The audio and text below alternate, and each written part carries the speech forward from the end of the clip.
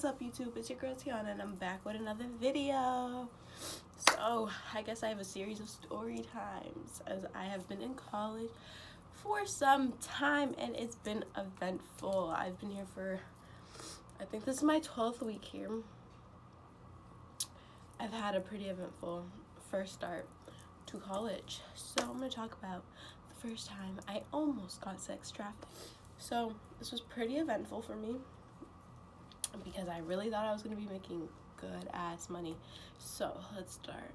I don't know the dates, but I believe it was in October, end of September, beginning of October. And in Amherst, Massachusetts, there is literally no type of jobs whatsoever. It's like only really beneficial if you have a work study and so forth. So with that being said, I tried to look at other jobs on other sites that didn't have to do with the job board, and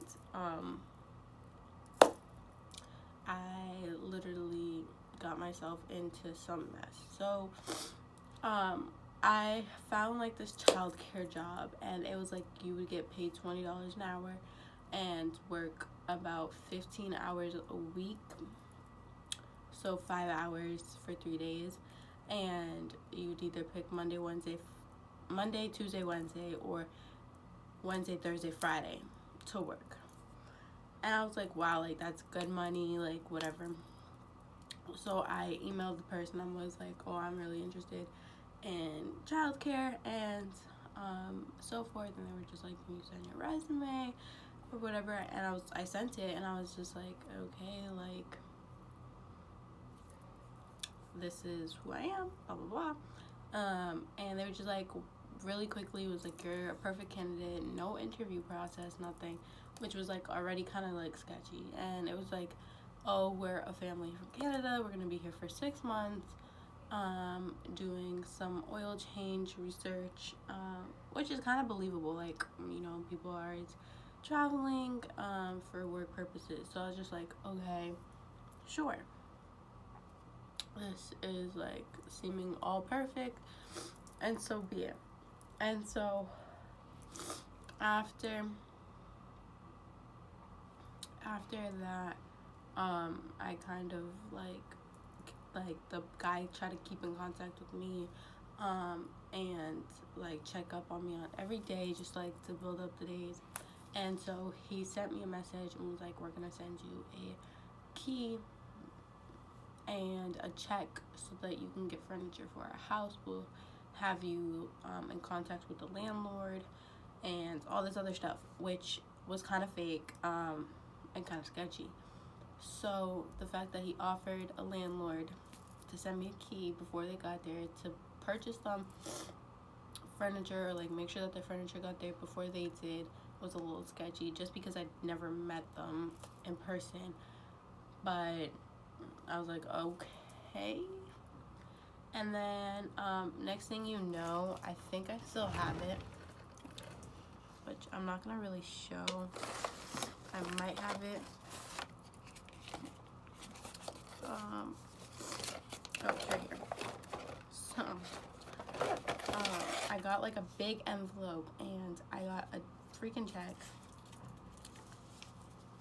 like a believable check or whatever, and it's a real bank, and it sent me like over $3,000, and I was like, what the fuck, like, and they was gonna give me a $300 advancement within that check, so like my money was in there, but they wanted me to deposit that check.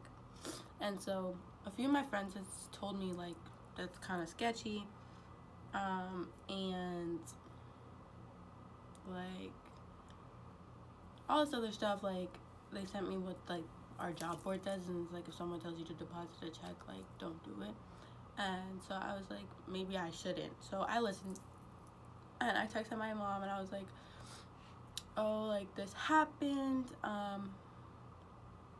and so forth. And so she actually did more research into it, and one of her friends is an attorney, and her friend was saying that lately this has been like a little scam, and that it's trying to promote sex trafficking in a sense, and that it's like a route to like find ways to get people sex trafficked.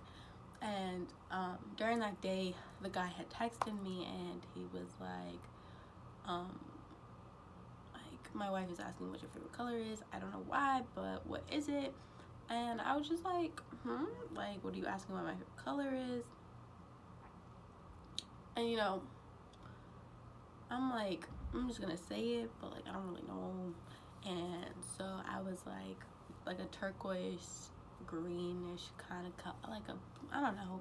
And he was like, okay, thanks. And I was like, okay.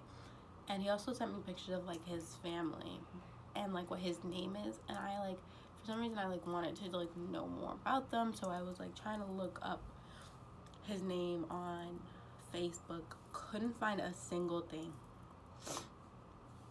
Not a single thing about him. I found like other people. I looked up like his name and like Canada, and still nothing really popped up. And so I was just like, maybe this is a scam. And during this whole entire time, my phone fucked up. My phone was fucked up. It was like doing its own thing without me even touching it. And I was like, you know, this money would be good so I can get my own phone, get a new phone, all this other stuff. And I was just like really mad. I was like, this money would really help, and I could like finesse, like deposit it but not into my account, and like get the cash back, but like some way and somehow it would still track into my account. So I was just like, no, let me not. And like I just had to like have my parents practically get me a replacement phone during this time. And so like it got like really, it was like kind of messy, and like so there was that. And so my mom sent me that email, and it was like the attorney had sent like, oh, if like, it's like saying how childcare is like the top thing right now, and that a lot of people know that childcare is up in the sky.